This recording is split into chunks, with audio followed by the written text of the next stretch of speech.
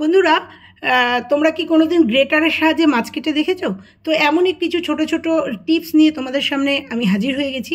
নমস্কার বন্ধুরা, আমার একটা টিপসের ভিডিওতে সবাইকে স্বাগত জানিয়ে ছোট ছোট গৃহিণীদের টিপস, রান্নাঘরের কিছু টিপস তোমাদের সঙ্গে আজকে শেয়ার করব। তো চলো দেখতে থাকো, নিশ্চয়ই উপকার পাবে। তো প্রথমে আমরা মাছ, তোমরা কি কোনোদিন গ্রেটার দিয়ে মাছ কেটে দেখেছো? এবং অনেক মাছ একসঙ্গে অনেক এই গ্রেটার দিয়ে কিন্তু আমরা মাছ কেটে নিতে পারবো। শুধু গ্রেটার না, আমি শার্পনার বা আলু ছুলনি যেটাকে বলে সেটা দিয়ে, চামচ দিয়ে এবং চাকু দিয়ে, তিনটে উপায়ে তোমাদের মাছ কাটা দেখাবো, যেটার সাহায্যে কিন্তু গৃহিণীরা ঘরে বসেই এই ছোট ছোট মাছ, কিলো কিলো মাছ কেটে নিতে পারো। অনায়াসে কিন্তু আমরা কেটে নিতে পারি, কারণ এই ছোট ছোট মাছ নিয়ে আসলে আমাদের বাড়িতে অনেক সময় আমরা খুব অধৈর্য হয়ে যাই এবং খুব রাগ হয় আমাদের। সেক্ষেত্রে তাদের জন্য আজকে এই টিপসটা। প্রথমে এই আলু ছুলনিটা নিয়েছি। এই আলু ছুলনি সবার বাড়িতেই থাকে। তো আলু ছুলনিটা দিয়ে আমি খুব সুন্দরভাবে মাছটা কেটে নেবো। আর প্রথমে আমি মাছের কাঁচি দিয়ে এই পাখনাগুলো কেটে নেবো, কারণ আমাদের প্রত্যেকের রান্নাঘরেই কিন্তু কাঁচি থাকে। কাঁচি দিয়ে কেটে নিয়ে আমি তোমাদের সামনে সুন্দর করে, দেখো এই আলু ছুলনিটা দিয়ে কত সুন্দরভাবে আঁশগুলো উঠে আসছে তোমরা দেখো। এবং এইভাবে কিন্তু অনেক মাছ আমরা একসাথে কেটে নিতেই পারি এই আলু ছুলনি আর কাঁচির সাহায্যে।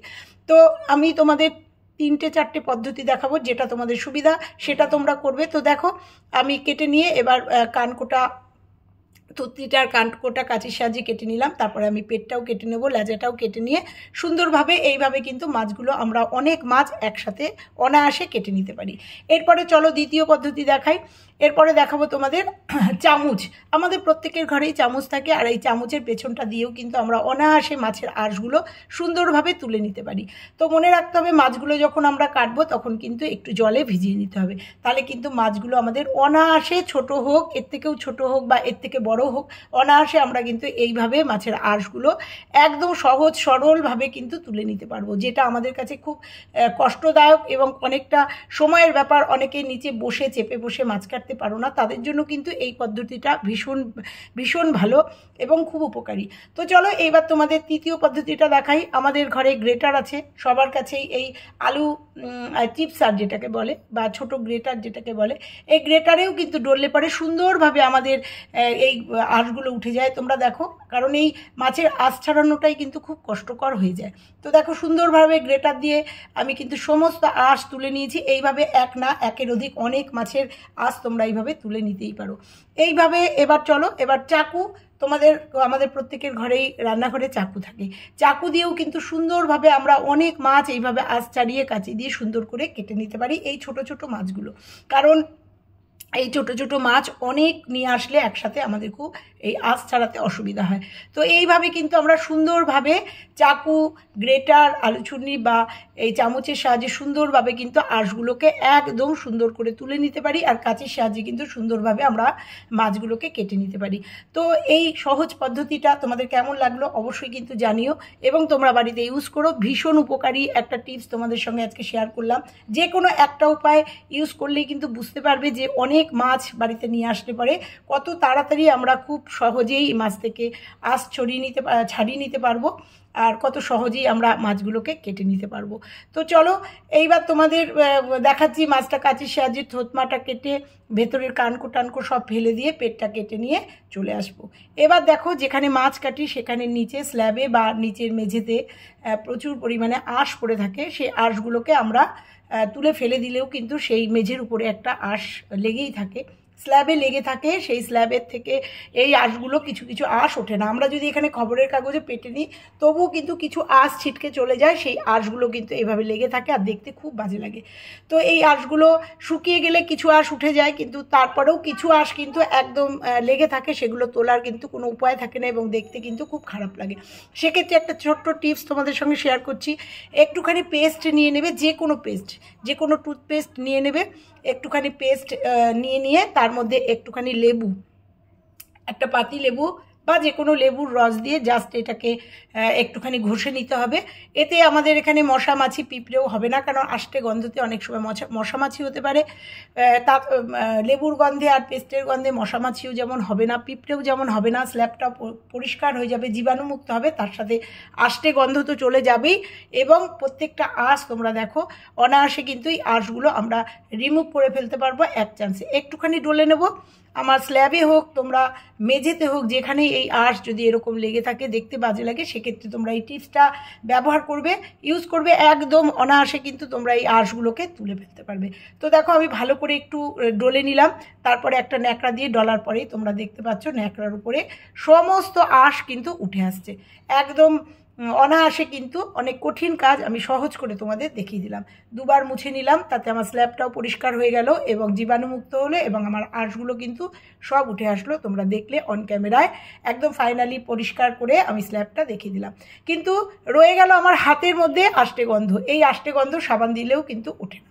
সেক্ষেত্রে কি করব, চালের ড্রামের মধ্যে হাত ডুবিয়ে দিতে পারি, কিংবা আমার যে দৈনন্দিন রান্নার চাল সেটার মধ্যেও কিন্তু হাত ডুবিয়ে দিলে আমার এই আষ্টে গন্ধটা চলে যাবে। এটা যদি তোমরা না করো তাহলে আর একটা উপায় আছে, সামান্য একটু সর্ষের তেল আমরা হাতের মধ্যে নিয়ে নেবো, সামান্য একটু সর্ষের তেল হাতের মধ্যে নিয়ে সারা হাতে একটুখানি মাখিয়ে নেবো, তাতে কিন্তু আমাদের এই আষ্টে গন্ধ অনায়াসে চলে যাবে, যেটা সাবান বা হ্যান্ড ওয়াশের সাহায্যে যাওয়া সম্ভব না। তো চলো এর পরের টিপসটা তোমাদের সঙ্গে শেয়ার করি। আমাদের রান্নাঘরে চপার বা চাকু যেটা দিয়ে আমরা সবজি কাটি, সেটা কিন্তু অনেক সময় ভোঁতা হয়ে যায়। সেক্ষেত্রে চট জলদি আমরা ধার করব কি করে, আমাদের এরকম কাপ থাকে, কাপের পেছনটায় যদি এরকম এই চাকুটা বা চপারটাকে এইভাবে যদি একটু ডলে নিই না, দারুণ ধার হয়। আর কতটা ধার হবে তোমাদের সামনেই দেখিয়ে দেবো। তো আমি ভালো করে এটাকে একটু ডলে নিলাম, ডলে নেওয়ার পরে তোমাদের দেখাবো যে আমার এই চাকুটা, যেটা আমার নিত্য প্রয়োজনীয় আমার রান্নাঘরে ব্যবহার হয়, কতটা ধার হয়েছে তোমরা দেখে নাও। আর এই চাকু যদি ভোঁতা থাকে আমরা কাজকর্ম করতে পারি না, মানে সবজি কাটতে পারি না। যারা চাকু ইউজ করো তাদের জন্য এই টিপসটা কিন্তু ভীষণ প্রয়োজনীয়, কারণ এই চাকু কিন্তু কাজ করতে করতে মাঝে মাঝেই ভোঁতা হয়ে যায়, তখন আমাদের সবজি কাটতে ভীষণ অসুবিধা হয়। সেক্ষেত্রে এই টিপসটা যদি হাতের কাছে কাপে তোমরা ঘষে নাও সুন্দরভাবে এবং কতটা ধার হয়েছে দেখে নিলে। চলো এর পরের টিপসে, আমার একটা চাকু আগুনে পোড়াতে, মানে আগুনে দিয়ে দেওয়াতে পুড়ে গেছিলো, সেই চাকুটা আমি কি করে পরিষ্কার করব এবং চকচকে করে নেবো তোমাদের সামনে দেখিয়ে নিচ্ছি। এর মধ্যে দিয়ে দিলাম একটু খাবার সোডা আর একটা লেবু দিয়ে আর খাবার সোডা দিয়ে জাস্ট চাকুটাকে একটুখানি আমি ডলে নেবো। ডলে নিতে একটুখানি জোরে জোরে ডলার পরেই তোমরা দেখতে পাবে চাকুটা কিন্তু একদম নতুনের মতো হয়ে গেছে, কারণ এইসব চাকুগুলো কিন্তু আমাদের ঘরের নিত্য প্রয়োজনীয় রান্নাঘরে ভীষণ পরিমাণে প্রয়োজন। তো দেখো আমি অনেকক্ষণ ধরে ঘষতে ঘষতে কিন্তু চাকুটা একদম আগের জায়গায় ফিরে এসছে, একদম নতুনের মতো হয়ে গেছে। এইভাবে আমরা যদি রান্নাঘরে ছুরি কাঁচি বটি পরিষ্কার করে রাখতে পারি তাহলে কিন্তু আমাদের কাজের অনেকটা সুবিধা হয় এবং সব সময় আমাদের দোকানে গিয়ে ধার দেওয়া বা দোকানে গিয়ে পরিষ্কার করা সম্ভব না। তো চলো এর পরের টিপসে যাওয়া যাক। আমাদের বাড়িতে এই যে কফি মগ বা চায়ের যে কাপগুলো, সেগুলো ভীষণভাবে নোংরা হয়। তোমাদের এর আগেও আমি অন্য একটা টিপসে দেখিয়েছি এইগুলো পরিষ্কার করা। তো এখানে আর একটা টিপস দেখাচ্ছি, এই যে চা খেতে খেতে এই চায়ের যে আয়রনের দাগ, এগুলো কিন্তু লেগে যায় আর কাপটা কিন্তু দেখতে খুব বাজে লাগে, চা দিতেও মানুষকে খুব খারাপ লাগে। সেক্ষেত্রেও আমি একটু এখানে পেস্ট নিয়ে নেবো। আমি এখানে সেন্সোডাইন নিয়েছি, তোমরা কলগেট বা যে কোনো পেস্ট তোমরা ব্যবহার করতে পারো। আর যে লেবুর খোসাটা দিয়ে আমি চাকুটা পরিষ্কার করলাম, সেই লেবুর খোসাটা দিয়ে একটা চাকুর সাহায্যে আমি জাস্ট এটাকে একটুখানি এর মধ্যে ডলে নেব। এক্ষেত্রে তোমরা চাকু না করে এরপরে আমি কাঁটা চামচ দিয়ে সুন্দর করে এটাকে স্প্রেড করে দেবো, কারণ সবসময় কিন্তু কফি মগের নিচে কিন্তু আমাদের হাত যায় না। তো দেখো ডলে নেওয়ার সাথে সাথেই কিন্তু আমার একদম আয়রন না, চায়ের দাগটা কিন্তু একদম রিমুভ হয়ে গেছে। তোমাদের একদম ধুয়ে নিয়ে এসে দেখাবো। দেখো একটুখানি জাস্ট ডলে নিলাম আর এইবার তোমাদের সামনে ধুয়ে নিয়ে এসে দেখাবো যে কতটা পরিষ্কার হয়েছে। এইরকম রান্না করতে করতে, ঘরের কাজ করতে করতে এরকম জিনিসগুলো, এরকম ছোটো ছোটো টিপস কিন্তু আমরা সংসারে করতেই পারি আমাদের রান্নাঘর পরিষ্কার রাখার জন্য। তো দেখো আমি আরেকবার একটু ডলে নিয়ে একদম ধুয়ে নিয়ে এসেছি। দেখো একদম পরিষ্কার পরিচ্ছন্ন, কোথাও কোনো দাগ নেই। চলো এর পরের টিপসে, আমাদের ঘরে বাসনপত্রে যখন কড়াই বা সসপ্যানে যখন আমরা ডিম সেদ্ধ করি, তখন এই একটা দাগ লেগে যায়। ডিম সেদ্ধ করার পরে কড়াইতে বা গামলায় যে পাত্রেই করো না কেন একটা কালো দাগ পড়ে যায়। সেই দাগটা যাতে না হয় সেই জন্য আমি 4টে ডিম দিয়ে দিলাম, আর যে লেবুর খোসাগুলো দিয়ে ইউজ করলাম সেই লেবুর খোসাগুলো আমি দিয়ে দিলাম। দিয়ে ডিমগুলো ফুটতে থাকবে, তারপরে তোমাদের দেখাবো যখন আমি নামাবো তখন দেখো একটুও দাগ হয়নি, কিন্তু যে কালো দাগটা হয় সেই কিন্তু কালো দাগ হয়নি। তো এই টিপসটাও কেমন লাগলো? এবার আসি কাঁচি। আমরা মাছ কাটলাম, তোমরা দেখলে যে পাখনা দিয়ে পাখনা কাটতে গিয়ে কিন্তু অনেক সময় কাঁচির ধারও আমাদের কমে যায়। সেক্ষেত্রে কাঁচির ধারটাও কিন্তু আমরা চট করে আমরা রান্নাঘরে দাঁড়িয়ে থেকেই করে নেব। আমাদের ঘরে অনেকেরই এই যে ওষুধ খাওয়ার পরে যে ওষুধের স্টিপগুলো থাকে সেগুলোকে আমরা ফেলবো না, সেগুলোই কাঁচি দিয়ে কিন্তু একটুখানি জোরে জোরে একটুখানি তাড়াতাড়ি করে কেটে নিলেই, কুচি কুচি করে কেটে নিলেই, এইগুলো বারবার যদি এই টিপসগুলো কাটা যায়, স্টিপগুলো কাটা যায়, তাহলে কিন্তু আমাদের কাঁচিটা আগের মতো ধার হয়ে যায়। তো দেখো আমার কাঁচিটা কতটা ধার হয়েছে তোমরা দেখতে পাচ্ছ, কারণ রান্নাঘরের কাঁচি চাকু এগুলো যদি ভোতা হয়ে যায় কাটা খুব অসুবিধা। কেমন লাগলো এই টিপসটা? পরের টিপসে চলে যাব। রান্নাঘরের যে গ্যাস লাইটারটা সেগুলো কিন্তু আমরা ইউজ করতে করতে ভীষণ নোংরা হয়, সেক্ষেত্রে একটু কলগেট যদি এর গায়ে লাগিয়ে নিই, এটা আমি মাঝে মাঝে পরিষ্কার করি, জন্য অনেকটাই আমার পরিষ্কার। যাদের ভীষণ নোংরা, কারণ এইটা খুব নোংরা হয়ে যায়, কারণ সব সময় আমরা জল হাতে এইটা ধরি, এই ফায়ারটা, এইটা লাইটারটা, সেক্ষেত্রে কিন্তু ভীষণ নোংরা হয়, আর এই নোংরা জিনিসটা দেখতে কিন্তু আমাদের খুব খারাপ লাগে।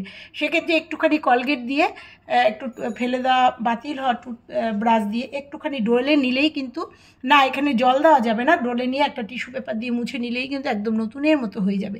তো রান্নাঘরের এই ব্যবহৃত জিনিসগুলো যদি পরিষ্কার থাকে, আমাদের দেখতেও ভালো লাগে, কেউ একজন বাড়িতে আসলেও তাদের কাছে লজ্জা পেতে হয় না, এবং আমাদের কিচেনটা নিট অ্যান্ড ক্লিন থাকে। তো দেখো টিস্যু পেপার দিয়ে আমি মুছে নিলাম, মুছে নিয়ে তোমাদের দেখাচ্ছি কতটা একদম পরিষ্কার ঝকঝক করছে, একদম নতুনের মতো হয়ে গেছে। তো দেখতে পাচ্ছ একদম পরিষ্কার করে তোমাদের সামনে নিয়ে আসলাম, কারণ লাইটারে কিন্তু জল দেওয়া যাবে না, জল দিলে কিন্তু লাইটারটা নষ্ট হয়ে যেতে পারে, এই ফায়ার লাইটারটা। তো দেখো টিস্যু দিয়ে সুন্দর করে মুছে তোমাদের সামনে। কেমন লাগলো এই টিপসটা? চলো পরের টিপসে যাব। আমাদের চা করতে করতে ছাঁকনিতে চায়ের লেগে লেগে চায়ের এই নেটগুলো কিন্তু একদম বন্ধ হয়ে যায়, সেক্ষেত্রে চা ছাঁকতে কিন্তু আমাদের অনেক প্রবলেমে পড়তে হয়, অনেক সময় দুধ ছাঁকতেও প্রবলেমে পড়তে হয়। সেক্ষেত্রে কিচ্ছু না, যদি স্টিলের ছাঁকনি হয় সোজা গ্যাস জ্বালিয়ে দিয়ে তার উপরে ছাঁকনিটা দিয়ে দাও, দিয়ে দেওয়ার পরে যে নোংরাটা আছে সেই নোংরাটা পুড়ে যাবে, তোমাদের অন ক্যামেরায় দেখাবো, তারপরে একটু বাড়ি দিয়ে দাও, বাড়ি দিলেই কিন্তু নোংরাগুলো একদম গ্যাসের উপরে পড়ে যাবে, আর আমাদের ছাঁকনিটা একদম পরিষ্কার হয়ে যাবে, নেটের ছিদ্রগুলো একদম পরিষ্কার হয়ে যাবে, যে নোংরাগুলো জমেছে সেগুলো কিন্তু একদম পুড়ে নিচে পড়ে যাবে, আর নেটটা কিন্তু নিট অ্যান্ড ক্লিন হয়ে যাবে। তো দেখো তোমাদের সামনে আমি অন ক্যামেরা করে দুটো ছাঁকনি তোমাদের দেখাচ্ছি, যদিও আমার ছাঁকনি দুটো খুব বেশি নোংরা হয়নি, কারণ আমি মাঝে মাঝেই এই টিপসটা ব্যবহার করি রান্নাঘরে। তো দেখো এটাও আমি পুড়িয়ে নিলাম, আর যে চা ছাঁকতে ছাঁকতে যে চায়ের ছিদ্রগুলো বন্ধ হয়ে যায় সেগুলো কিন্তু অনায়াসে আমার পরিষ্কার হয়ে গেল। তো দেখো একটুখানি বাড়ি দিয়ে নিতেই কিন্তু আমার ছাঁকনি দুটোই কিন্তু একদম পরিষ্কার হয়ে গেছে, কোথাও কোনো ছিদ্র আর মানে জাম নেই, মানে আটকানো নেই, সমস্তটা ক্লিয়ার হয়ে গেছে, তোমাদের অন ক্যামেরায় দেখিয়ে দিলাম।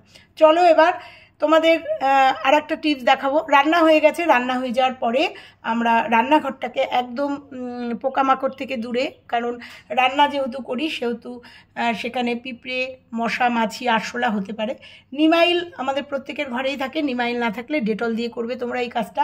একটুখানি নিমাইল ঢেলে নেবো রান্নার শেষে, সেটা রাত্রির হলে বেশি ভালো হয়, রান্নার শেষে বা দুপুরবেলা রান্না হয়ে গেলে একটু নিমাইল ঢেলে নিয়ে একটা ডাস্টারের সাহায্যে পুরো গ্যাসটাকে, ওভেনটাকে আমি সুন্দর করে একবার নিমাইলটাকে মাখিয়ে নেব। মাখিয়ে নেওয়ার পরে পুরো স্ল্যাব ট্যাপ দিয়ে পুরো নিমাইলটা দিয়ে আমি সুন্দর করে মুছে নেব, তাতে আমার রান্নাঘরটা নিট অ্যান্ড ক্লিন থাকবে এবং জীবাণুমুক্ত থাকবে, মশা, মাছি এবং পিঁপড়েও যাতে না আসতে পারে, এবং রান্নাঘরে মাছ মাংস রান্না করলে একটা আষ্টে গন্ধ হয়, সেই গন্ধটাও কিন্তু অনায়াসে রিমুভ হয়ে যাবে, এবং রান্নাঘর দিয়ে সুন্দর একটা নিমাইলের গন্ধ বেরোবে। তো রান্নাঘর পরিষ্কার করতে করতে আজকে আমি বিদায় নেব। দেখো পুরো রান্নাঘরটা পরিষ্কার করে নিলাম। তো কেমন লাগলো আজকের আমার কিচেন টিপসটা? ভালো লাগলে অবশ্যই কিন্তু লাইক, কমেন্ট, শেয়ার করো, আর চ্যানেলে নতুন হলে চ্যানেলটা সাবস্ক্রাইব করে পাশে বেল আইকনটা প্রেস করে দিও, তাতে আমার নিত্য নতুন টিপস তোমাদের সামনে চলে যাবে। আর এইভাবে আমার পাশে থেকো, আর আমার টিপসগুলো কেমন লাগছে অবশ্যই কিন্তু কমেন্ট বক্সে জানিও, তাতে আমি উৎসাহ পাবো এবং নতুন নতুন টিপস তোমাদের সামনে দিতে পারবো। তো রান্নাঘরটা সুন্দর করে, রান্নাঘরের ওভেন, স্ল্যাব পরিষ্কার করতে করতে আজকে বিদায় নেব। আবার দেখা হবে অন্য একটা ভিডিওর সঙ্গে। ততক্ষণের জন্য সবাই ভালো থেকো, সুস্থ থেকো। রান্নাঘর আমার পরিষ্কার হয়ে গেছে, বিকেলবেলার চা বা সকালবেলার চা করতে আসলে আমার মনটা ভালো হয়ে যাবে, সুন্দর একটা গন্ধ বেরোবে। তো চলো আজকে এই পর্যন্তই, টাটা। সবাই ভালো থেকো, সুস্থ।